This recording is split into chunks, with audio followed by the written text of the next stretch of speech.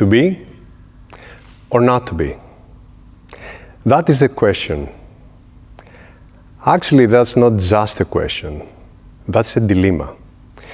In this quote, Prince Hamlet obviously is in a dilemma. To be is to be with the problem of the unfairness of his life circumstances. Not to be is not to be in this world, as far as it concerns the story in Shakespeare's play. So the hero is in a conflict. I assume in his attempt, contemplation, to identify himself with what is noble, what is ethical, he's in conflict with his values and how he wants to be in the world, how to live a fulfilling life for himself and for the others. 2000 years before Shakespeare's play, in another story, Prince Arjuna is in a conflict. He stands in the middle of a battlefield. The name of the battlefield is Dharmaksetra, the field of duty, the field of righteousness. Thousands of soldiers are gathered, fully armored, elephants, horses, drums. The moment is intense. And there, Arjuna throws his bow down, and in despair he says, I cannot do this. I cannot fight. On one side is his own army, his brothers and his friends. On the other side is the enemy, his teachers and his cousins. And he says, I cannot see people I love dying, and I cannot kill people that I respect and are my relatives. I rather die. And this is the moment where the conversation begins between him and his charioteer. His charioteer, though, is Lord Krishna, God himself, according to Indian mythology. To translate in a more common sense, is the embodiment of the higher self. And there, where Arjuna is in an ethical crisis, an identity crisis, Krishna turns and says to him, what are you talking about? Remember who you are. You are Arjuna, a prime warrior, the greatest archer of all kingdoms. Remember what is your duty. And Arjuna turns and says, help me, how can I do it? And this is the time that Krishna reveals yoga. He teaches him karma yoga, the yoga of action. He teaches him jnana yoga, the yoga of higher wisdom. He teaches him bhakti yoga, the yoga of devotion.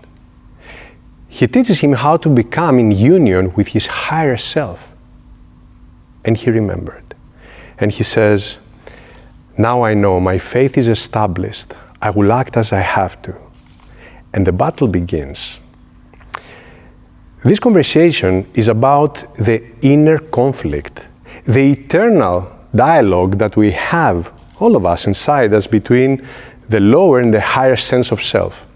And it's described in one of the most important books, texts in human history, the Bhagavad Gita.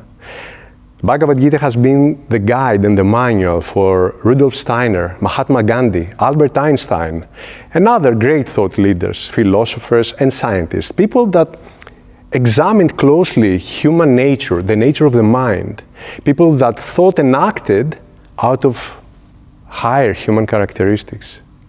So what is a dilemma? A dilemma is basically when you have to choose between two things.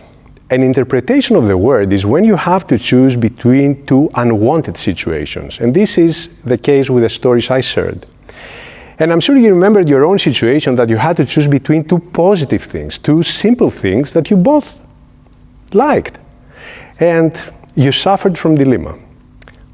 What color t-shirt should I buy? Blue or red? What will I choose from the menu? This or that? Should I stay or should I go now? Come on, stay. And I stayed. And now hungover. Once upon a time, here I am. I arrive in India. I arrive with my two big suitcases, backpacks. And I have with me all the necessary things for enlightenment. Enough clothes for hot and cold weather. Clothes for the ashram and for the beach. Shoes for walking, for running, for climbing, and for the beach. I have enough personal care items that made my bags look like a pharmacy. I could open a small pharmacy at that time in India with all this stuff. And my 8 favorite books. It wasn't easy to take only 8 books for 6 months in India. A couple of months later, I'm in this ashram where I met a teacher of mine a monk. And in the context of conversation of how you progress in meditation, how you access the depths of your mind, I ask questions. And he says, if you want to go deeper, you need to leave some load behind. And I said, like what? Thought patterns, behaviors that trigger your superficial self. And I said, how can I start? This is complex. And he said something very profound. Why don't you start with your suitcases? And I said, what do you mean? I see you. You came here with this big luggage, and during the day you spent so much time to arrange your stuff. You're here for the spiritual journey, right? And I said, yes. Your things are heavy. Spirit is subtle. They only keep you back. Most of all, they show the condition of your mind. Declutter. Drop the concept of who you think you are so what you really are can manifest. I had a realization. And the transformation that happened is when I left the ashram, I gave almost all of my stuff to poor people. I was not using them anyways. Now I had like a couple of trousers, shoes, few personal care items. Everything would fit now in a small minimal backpack. Now I was moving free and light. Not fully enlightened, but for sure more free in my body, in my heart, and in my mind. Fewer choices to make, less dilemmas. In my understanding, what is happening in the world right now is similar to what was happening to me back then. I was looking for an essence, something meaningful, a better way to be, to exist and operate in the world. Maybe from that higher place, a dose of lightness, even enlightenment. The way I was approaching it, though, was far from it, from what was happening in my head to what I had in my luggage. Since then and until now, I always examine what aspects of my personality and my life structure don't allow me to experience this lightness, the depth. And it's always the same case. What to keep and what to drop. How to be and how not to be. I think you will agree with me. In the common experience we have in the everyday life, from the morning we wake up until we go to sleep at night, we are bombarded with a plethora of information, and because of that, we are forced to make a plethora of choices and decisions. What kind of clothes should I wear? What diet should I follow? Whether I buy a laptop or a computer? What business opportunity should I pursue?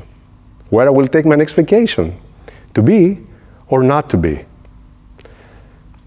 So why? Why do I end up in a dilemma? Where I place the issue is because of this overload of information. We feel we lack something, or we compare what we have with something maybe better. The bottom line is we cannot access our depths, the deeper self, that feeling that will offer us a fulfilling life. And this is something that various philosophies have contemplated throughout the millennia, and the reason I have embarked on this journey, from the ashrams of India to the monasteries in Thailand to the mountains of Mexico with shamans, to find that deeper essence of I am. One of the critical things I've learned is that human nature and evolution is based on questioning. It's based on being in the state of dilemma. Often as we walk to the path of life, the journey of life, we lose or we forget who we truly are. And most importantly, we lose connection of how we can operate from that place of higher consciousness. In making critical decisions, what I felt at times was the appearance of that state of consciousness that we call clear conscience, the quality of clear conscience, which is a great force that can connect us with the depths of ourselves. Now, if you ask me if I chose in all my decisions or dilemmas through that quality, no. And that's why the decisions I took out of that state failed. On the other hand, whenever I chose through that filter, I felt at peace with myself and with my choice. There was a moment in time, I'm 21 years old, and I have a night out with friends of mine, clubbing, dancing, drinking, the fun, you know. And it's me and my best friend driving with his car from place to place, bar hopping. And 4 o'clock in the morning, we exit the last bar, and here I am in front of the car in a dilemma. Should I get in the car or should I take a taxi? You know, I was not feeling congruent with getting in the car in the condition we were. I mean, we were not like drunk or spoiled, but it was enough to have me think this or that.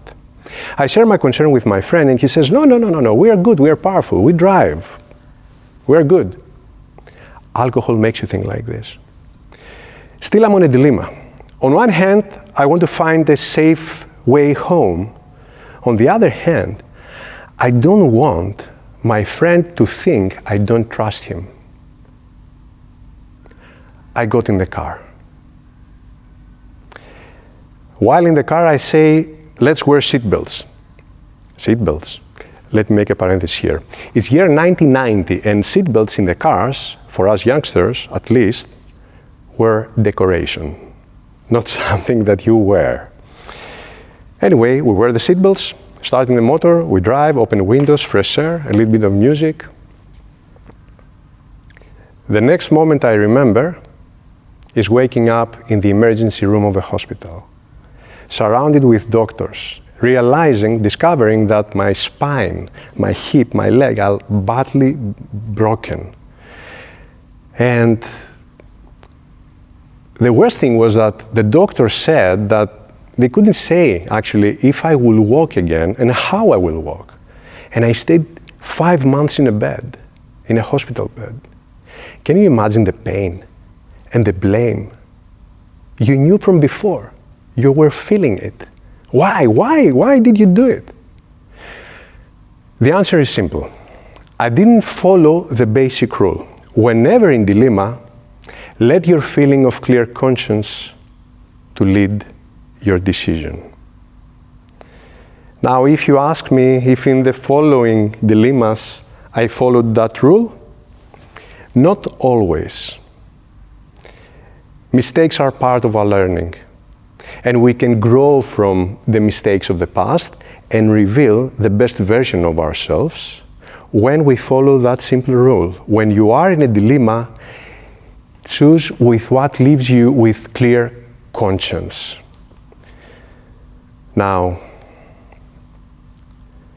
that feeling of clear conscience happens inside the depths of ourselves.